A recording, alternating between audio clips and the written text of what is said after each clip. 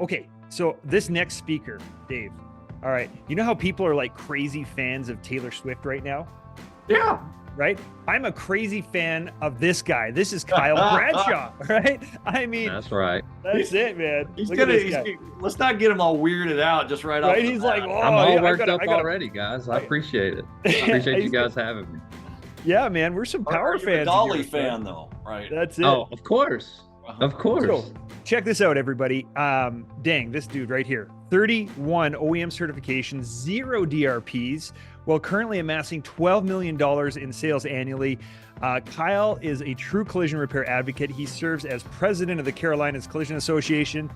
Man alive, the passion and everything that you do for this industry, brother, we appreciate it. We appreciate you being here with us today. So Honored to be here. Appreciate everything you guys are doing. And at such a young age too. right? Yeah. I'm getting up there. I'm clocking the years. They go by faster and faster. I'll tell you that. I love it. Well, thanks for joining us today. So we have a few things that we want to share with everybody. And I think you have a really unique business model. Tell the audience a little bit about the business, why you landed on this non-DRP model. Give us a little background here. Sure.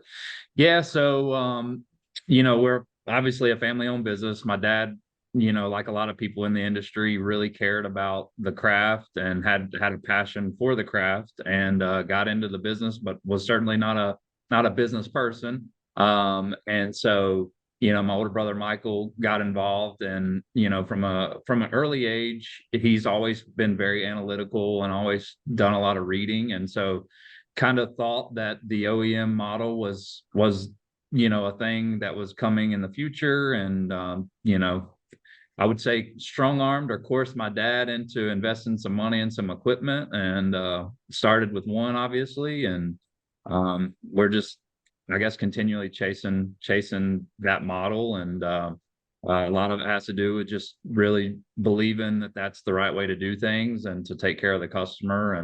And so we just felt like the rest would really take care of itself as it pertains to getting work through our door. So It's incredible what you've done there. I mean, you've heard all sorts of different business models today, from guys like John Parker that do nothing but insurance work, to some people that are only doing OEM certification work, and it's just a lot of different ways to tackle this. But I'm really fascinated with your model. $1 million a month, right? Yeah.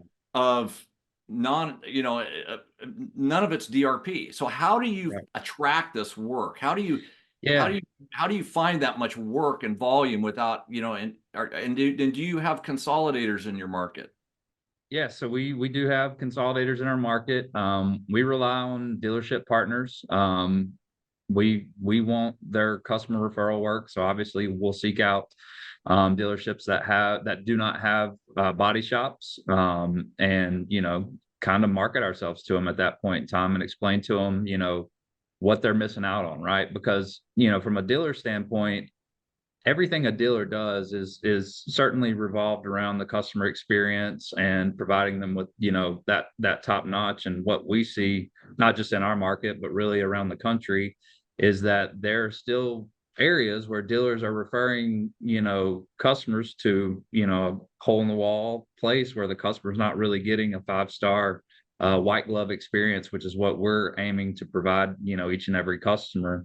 And just really understanding that process too of the part sales, and understanding what a dealer is also needing in return as well from us. And so that's what we've really focused on. How far out does your dealer influence reach? I mean, do you have dealers 50 miles from you that are sending you work? Or Yeah, so actually the furthest current one that we have is about 180 miles from us. Wow. Hot dog. Yeah, so we cover about a 3-hour really radius, and depending on the cert, if it's a Bentley, we'll go 4, 5, 6 hours out. So we do have our own transport service, so we pick up and deliver vehicles as well. So the idea, right? Mr. Johnson's in an accident, calls us, and he might be 4 or 5 hours away.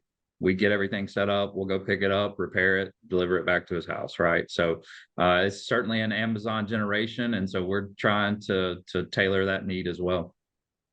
How are you finding the logistics around that? Is that a challenging thing for you guys to go 4 or 5 hours away, pick the vehicle up, get it back, or using a transport truck? Give the audience a little bit of a snapshot of Yeah, that. so the majority of that is flatbed. We've done a couple of different things, and I would say for us, that's one of the things that I think make us a little bit unique is we're not afraid to try things and Right. fail. And so we'll Like try that. different things, and if it works, great. And if it doesn't, you can always go back to what you were doing before, right?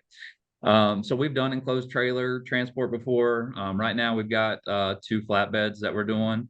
And so we've got pretty much a guy, and that's what he does full time for us is transport vehicles, whether it be to a dealer or to their home or whatever needs to be done.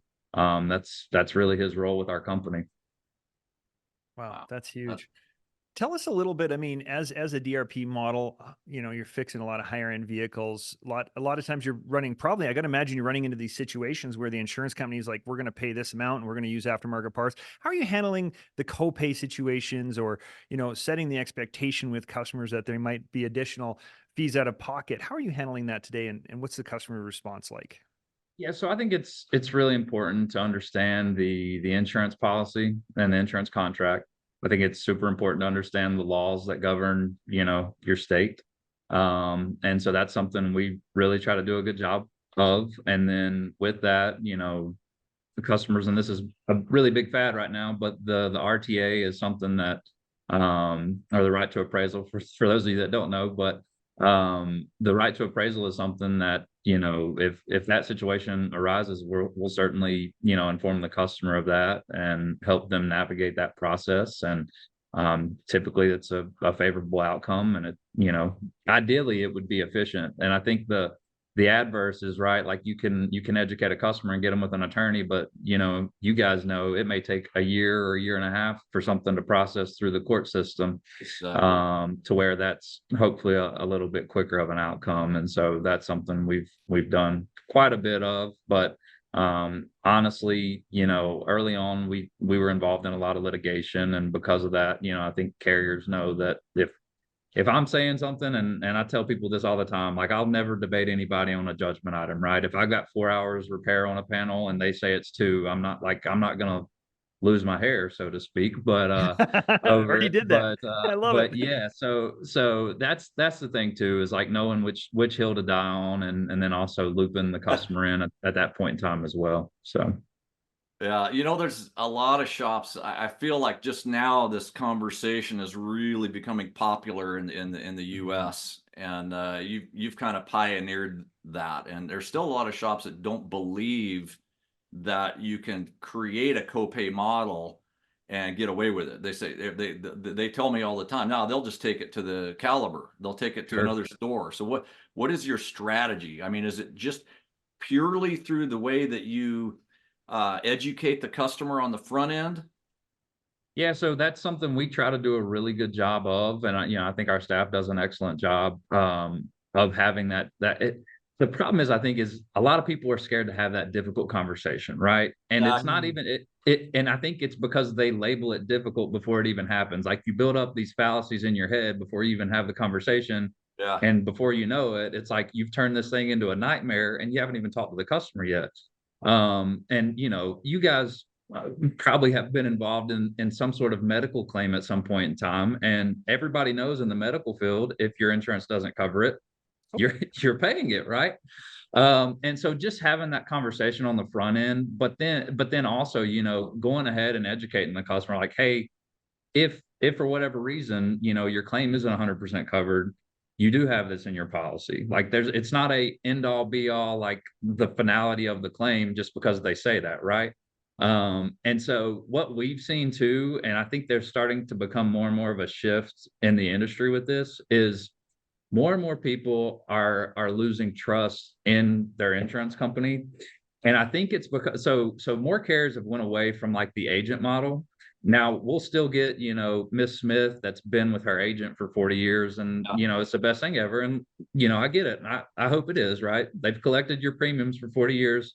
I'm sure they're gonna take care of you, You right? probably know their kids. Uh, yeah, exactly. But I think part of that and what's happening is that model's kind of left. And so now there's more people are much more skeptical of that. And if you do a good job of educating them and building trust from the beginning, so no different. A lot of carriers are pushing photo claims, right? And the idea of the photo claim, it's cool, it's quick, it's convenient. I get it.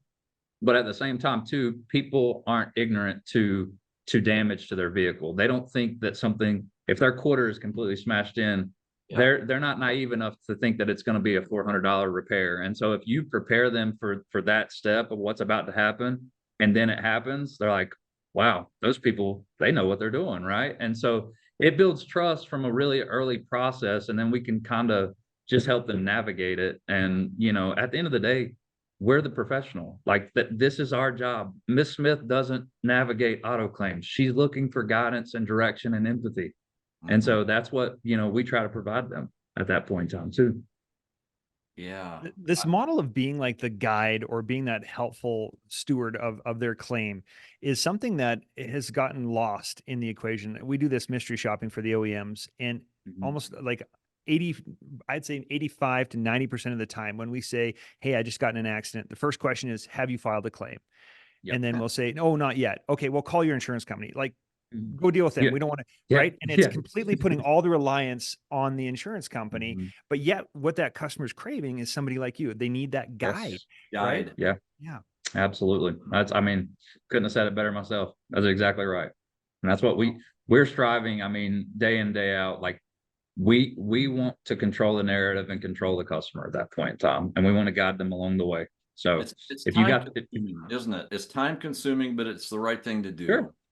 Sure it is. But so that's the same thing, Dave. Like, so we're doing a million a month in sales.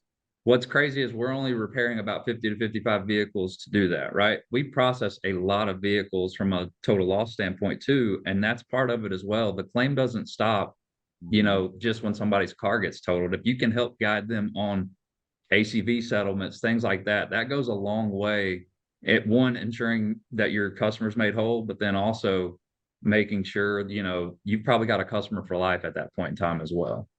Yeah. So what's next, brother? What's next for K&M?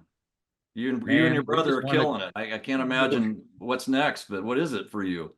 Well, our main focus right now is just blessing others, man. So we're super pumped about our team and just continue to pour into them. And then, obviously, like what you guys are doing for the industry, we want to continue to help others and give back. And whether that's through, associations or whatever it may be, we just want to continue to help bring others along. And you guys have built one of the most powerful associations, I think, in this country. Congratulations on that. And that's a testament to you guys' leadership. And I know it's not easy. So you're giving back. A great board. Appreciate you. Yeah. I appreciate that. Truly an honor to have you on the show with us, man. And keep doing what you're doing. And we really appreciate everything that you're doing to participate in this, give back to the industry. And man, it's awesome. True fan. So no, you guys are awesome. Grateful to be here again. Thank you so much. We'll keep killing it together. Yeah, buddy. Thank you. All right, Kyle Bradshaw. That's my boy. Thank you, everybody. Thank you, Kyle.